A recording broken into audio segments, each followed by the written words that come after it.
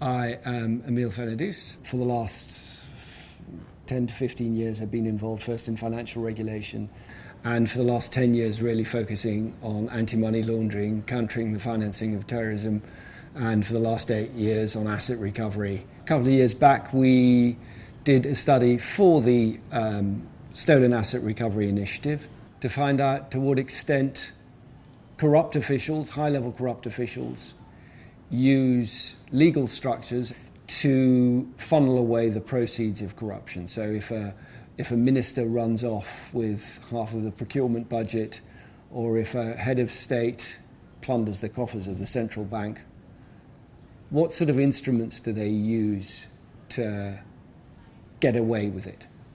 Under international standards, the beneficial owner is defined as the natural person, so a person of flesh and blood, not a legal entity, who owns or controls a legal person or a legal arrangement, and through that ultimately owns and controls the asset that you are interested in, the proceeds of corruption.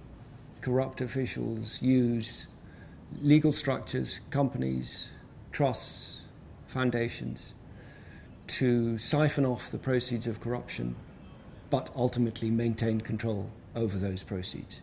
Those entities, structures, function as a screen to hide them from view.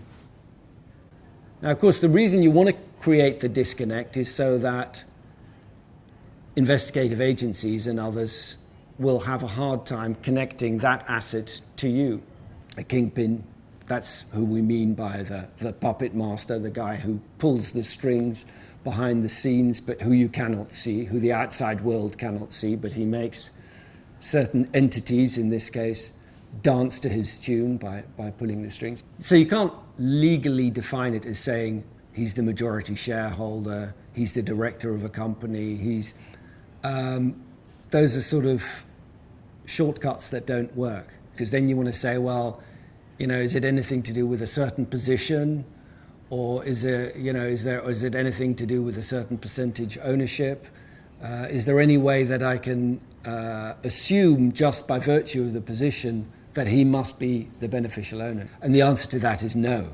You have to look at each situation in its own context and see who here is really pulling the strings. Ultimately, corruption steals from developing nations.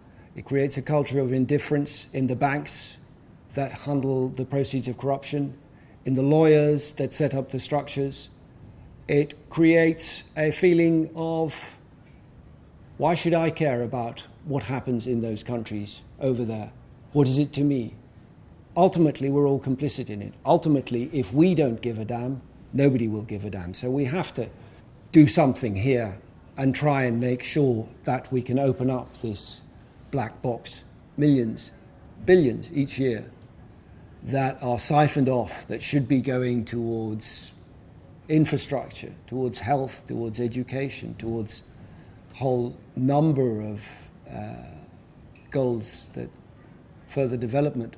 Corruption just, in that sense, is a direct theft from one's own population. So everyone who cares about development and about making sure that countries in the developing world can share in their prosperity should try and contribute their bit towards solving this. What you want to do is bring transparency into the relationship between asset and beneficial owner.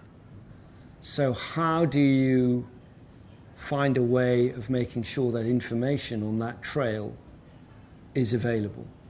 I realize it sounds like quite a complicated area and a complicated issue, but we hope that in the following modules we'll be able to provide you with some information on what internationally companies and countries are supposed to do, drawing on the high-level principles that were adopted by the G20 last year. And we'll also have a case study for you that shows how it works in practice and what transparency means in practice, and how, as an investigator or an outsider, you might be able to get more information. We look at it from the angle of big corruption cases, but a lot of the problems and challenges that you encounter are relevant to any form of criminality, organised crime, tax evasion on a large scale. You see that everywhere. Bit by bit, you will learn to understand what it means in practice and get some insight and get excited about the topic.